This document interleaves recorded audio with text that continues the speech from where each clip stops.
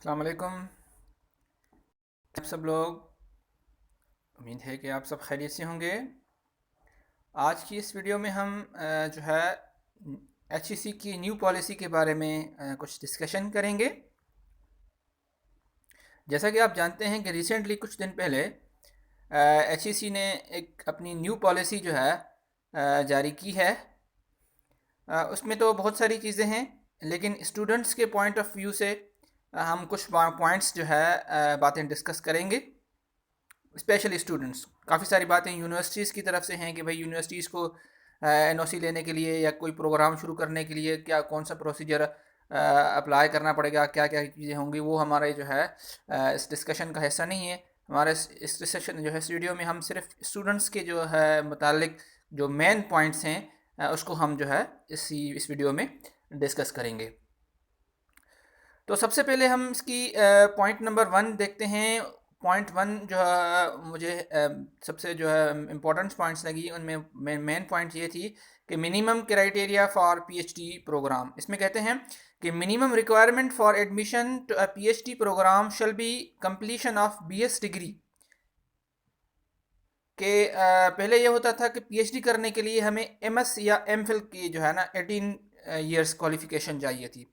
इन्होंने कहा है कि नहीं, उन्होंने कहा है कि जो है हम जो है वो 18 ईयर्स को कम करके उन्होंने 16 ईयर कर दिया है। यानी बीएस में बीएस के बाद आप डायरेक्ट जो है वो पीएचडी कर सकते हैं, बशर्ते कि आपने बीएस जो है बीएस में रिसर्च की हो। यानी कि आपने तकरीबन 6 क्रेडिट अवर्स होते हैं मेरे ख्याल से रिसर्च के लिए। तो आपने वो बीएस में अगर रिसर्च की है तो आप इस काबिल हैं होंगे हो जाएंगे कि आप जो है डायरेक्ट जो है बीएस के बाद पीएचडी कर दें। उसमें एमएस या एमफिल की ज़रूरत नहीं पड़ती। उसमें जो है आगे इन्होंने लिखा है to avoid confusion universities are free to establish their own admission framework. इन्होंने कहा है कि ये जो है मिनिमम रिक्वायरमेंट है।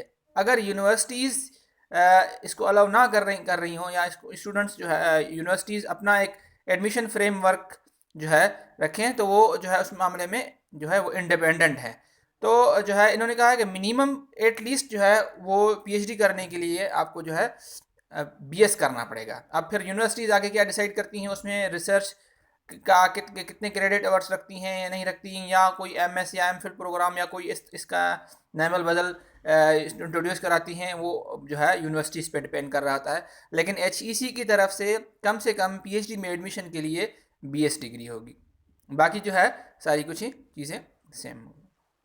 उसके बाद दूसरी इसकी पॉइंट ये थी कि prayer degree in different discipline. पहले में ये होता था कि आप किसी भी जो है जिस सब्जेक्ट में आपने बीएस या एमएस किया हो उसी सब्जेक्ट में आपने एम पीएचडी करना है। लेकिन अब इन्होंने ये जो है चेंज करके क्या क्या लिखा है, if the applicant has a strong interest in pursuing a PhD different discipline and in accordance with the department's policy, the admission committee is satisfied that the applicant prior education sufficiently prepared him or her to undertake the course of studies of the doctoral program, the applicant shall be considered for admission in different discipline। पहले HEC की ये requirement थी कि PhD में admission के लिए उसको जो है एमएस जो है उसी सब्जेक्ट में होना चाहिए। लेकिन अब उन्होंने कहा है कि इंटरनेशनली तौर पे इस तरह नहीं होता।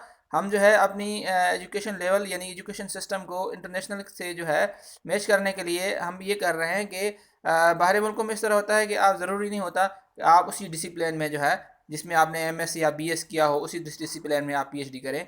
तो यहाँ पर इन्होंने ये कहा है कि वो जो है अगर डिपार्टमेंट ये जो है डिपार्टमेंट की जो एडमिशन कमेटी है वो ये डिसाइड कर लेती है एप्लीकेंट इस काबिल है कि वो दूसरे डिसिप्लिन में डॉक्टोरल प्रोग्राम कंटिन्यू कर सकेगा, तो उसको अलाउ किया जाए कि वो जो है डिफरेंट डिसिप्लिन में जो है पीएचडी करे। तो यानी कि ये भी पहले नहीं था। अब दूसरी पॉइंट्स की जो मेन थी वो यही आ गई कि जो है आप किसी भी सब्जेक्ट में किसी भी डिसिप्लिन में आप पीएचडी कर सकते हो, चाहे आपका किसी भी जो है सब्जेक्ट में जो है आपके पी एम फिल या बी एस है। तो ये भी जो है एक बहुत ही बेहतरीन पॉइंट है। तो जो है अब ये है कि जो है किसी को अगर इकोनॉमिक्स में करना है और वो स्टूडेंट है पॉलिटिकल साइंस का और इकोनॉमिक्स में उसका अच्छी नॉलेज है इसको और वो बहुत इंटरेस्टेड है, तो वो उसमें कंटिन्यू कर सकता है। तो इसकी मेन पॉइंट दूसरी मेन पॉइंट ये थी। इसकी थर्ड मेन पॉइंट ये है कि पहले ये होता था कुछ यूनिवर्सिटीज़ को ये इजाज़त थी कि वो एमफिल लीडिंग टू जो है पीएचडी, कुछ जो है universities MPhil leading to PhD programmes जो है वो कराती थी कि वो एमफिल में कुछ रिक्वायरमेंट्स होती थी उनकी, वो पूरी करने के बाद फिर वो उसको जो है डायरेक्टली बगैर जो है वो एडमिशन क्राइटेरिया फॉलो, यानी कि पीएचडी के जो है जो डिफरेंट सिस्टम होते हैं उसको फॉलो किए, वो डायरेक्ट जो है उसी को ट्रांसफ़र जो है शिफ्ट कर देती थी पीएचडी में। तो अब इन्होंने कहा है कि वो इसमें एडमिशन नहीं होगी, यानी MPhil leading to PhD programme अभी ख़त्म हो गया। इसकी फोर्थ मेन पॉइंट ये है कि अवार्ड ऑफ एमफिल या MS degree on basis of PhD studies. If a student successfully completes the full set of requirement for the award of an MS या MPhil degree during the course of their PhD studies, the university may award the applicable degree to such students upon completion of the relevant requirement।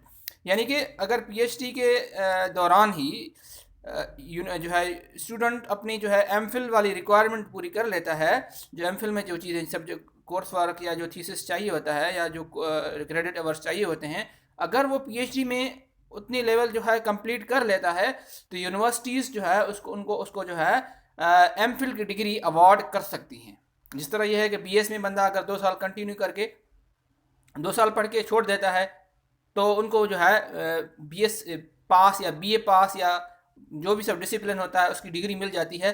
तो यहाँ पर भी यह है कि अगर वो पीएचडी के दौरान ही पीएचडी कंप्लीट नहीं की लेने, लेकिन जो एमफिल में जो रिक्वायरमेंट्स होती हैं, जो एमफिल की जो लेवल की जो क्रेडिट आवर्स होते हैं वो उसने कंप्लीट कर लिए हैं, तो यूनिवर्सिटीज़ जो है को ये इजाज़त दी जाती है कि वो जो है उनको बीएस की, एमएस की या एमफिल की डिग्री अवार्ड करे। तो ये मेरे ख्याल से 4 मेन पॉइंट्स थी इस पॉलिसी की जो कि स्टूडेंट्स के पर्सपेक्टिव से बहुत ही इंपॉर्टेंट थी।